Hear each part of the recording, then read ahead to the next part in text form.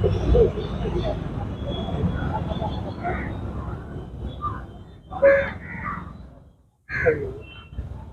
नाम है तुम्हारा? मोहम्मद अनवर, कहाँ से? सुनो मोहम्मद अखलाक, कहाँ से? मोहल्ला कुरेशान गंगो, क्या मामला है? जिला सहारनपुर। मामला ये है जी, थाना गंगो में पहुंचे हैं, किस मामले को लेकर? भाई थाने में इसलिए पहुंचा गया कि मैं बहुत परेशानी में हूँ।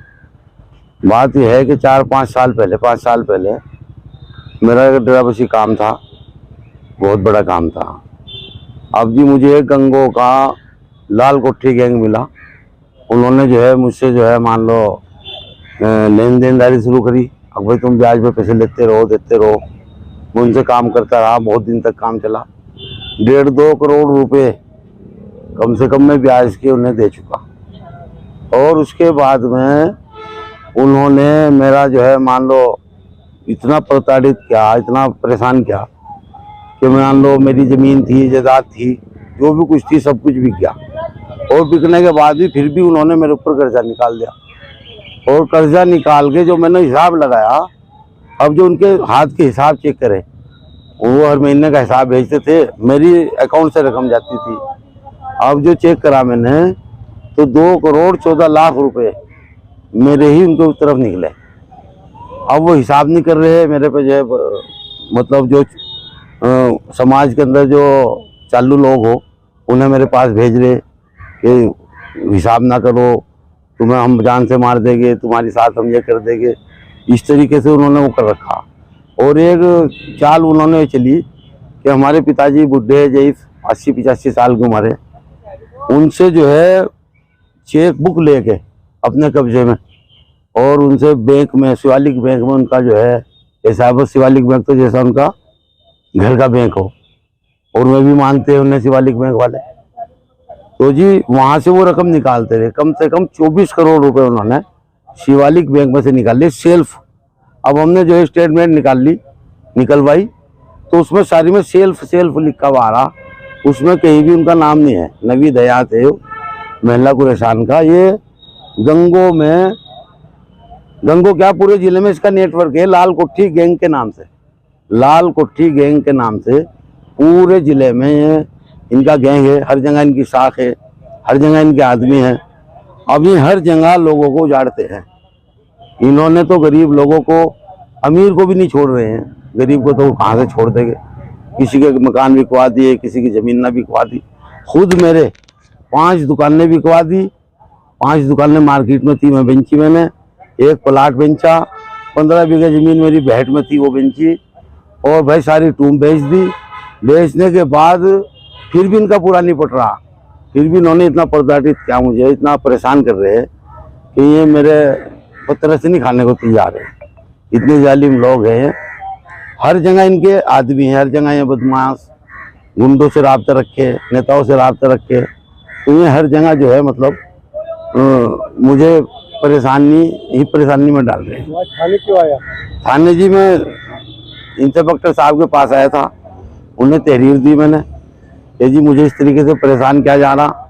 इंस्पेक्टर साहब ने मेरी बात बहुत ध्यान से सुनी, बहुत अच्छा आदमी मुझे महसूस हुए, और उन्होंने वादा किया कि इंशाअल्लाह हम तुम्हें इंसाफ दिलावेंगे और तुम्हारी साथ नाइंसाफ़ी नहीं होने देंगे।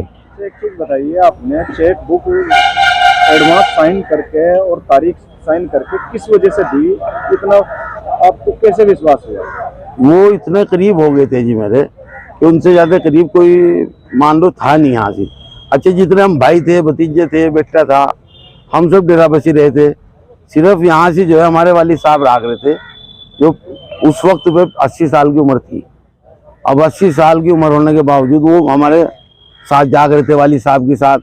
कभी उनसे चेक बनवा लिए, कभी खुद बना के ले आए। मतलब इस तरीके से कम 24 करोड़ रुपए उन्होंने हमारे अकाउंट से निकाल रखे, वाली साहब के अकाउंट से, मोहम्मद अखलाक के अकाउंट से। शिवालिक बैंक में उनका खाता था, और उसमें सिर्फ सेल्फ लिखा हुआ रहा। हमने जो स्टेटमेंट निकाल ली, उसमें किसी का नाम नहीं आ रहा। हमारी बैंक वालों से भी गुजारिश है कि हमें उनकी पूरी एंट्री दे कि जो रकम निकाल के की, ताकि हम अपना हिसाब देख सके और हम उजड़ने से बच सके। इतनी मोटी रकम बैंक ने निकाल के उन्हें दे दी, आपसे कोई फोन पे वार्ता या कोई SMS कुछ अलर्ट आया? बस हमारे वाली साहब अनपढ़ आदमी हैं, वो ना मैसेज जानते, ना छोटा मोबाइल उन पर रहता।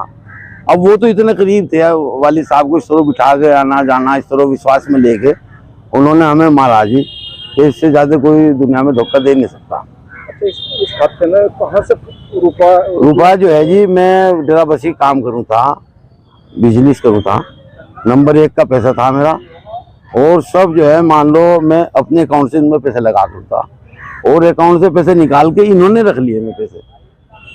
कितने समय से मामला चलता आ रहा है? ये है तो जी 2019-20 का मामला। अब उसके बाद में हमें इन्होंने इतना परेशान किया, हम उसमें आ गए डिप्रेशन में।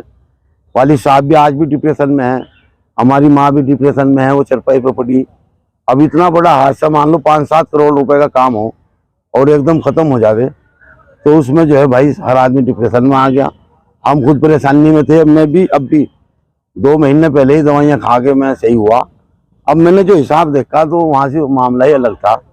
अब बजाय उनके पैसे निकलने के मेरे ही पैसे इनकी तरफ निकल रहे हैं, 2,14,89,300 रुपये।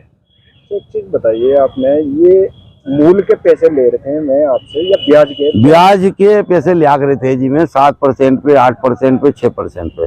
उनके हाथ के मेरे पर रिकॉर्ड है ब्याज की, जितनी रकम मैंने उन्हें दे रखी, कम से कम 1.5-2 करोड़ रुपए में ब्याज की दे चुका, और उसके बाद भी फिर मेरी रकम निकल रही उनके। क्या ब्याज देने का उनके पास कोई लाइसेंस है? लाइसेंस नहीं है जी, उन पर जुल्म का लाइसेंस है।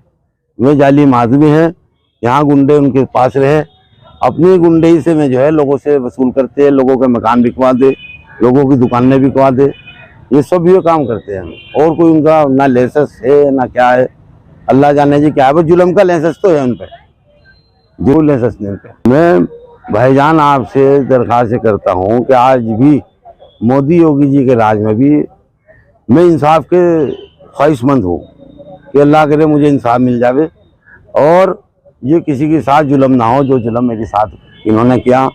अब ये पूरा का पूरा गैंग है, सहारनपुर में हिलाल है जिसके बाप का नाम नाजिर है, और जी एक और है क्या नाम नजरुसलाम, उसके बाद बाप का नाम मिसबाउसलाम।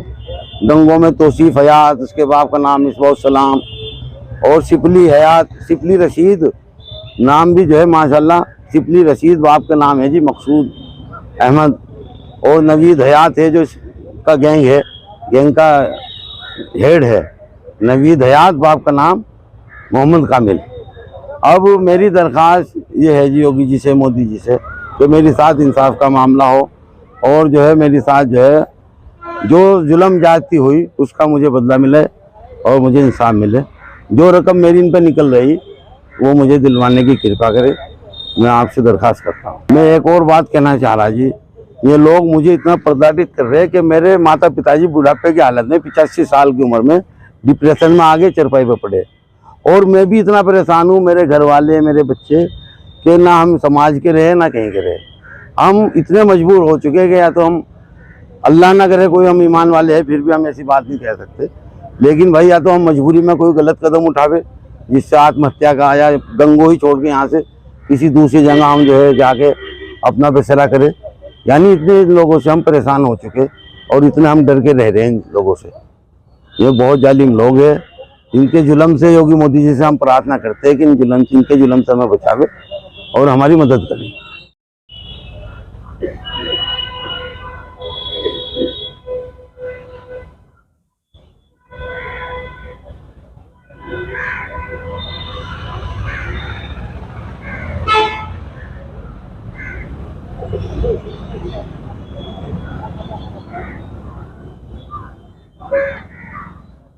Thank you.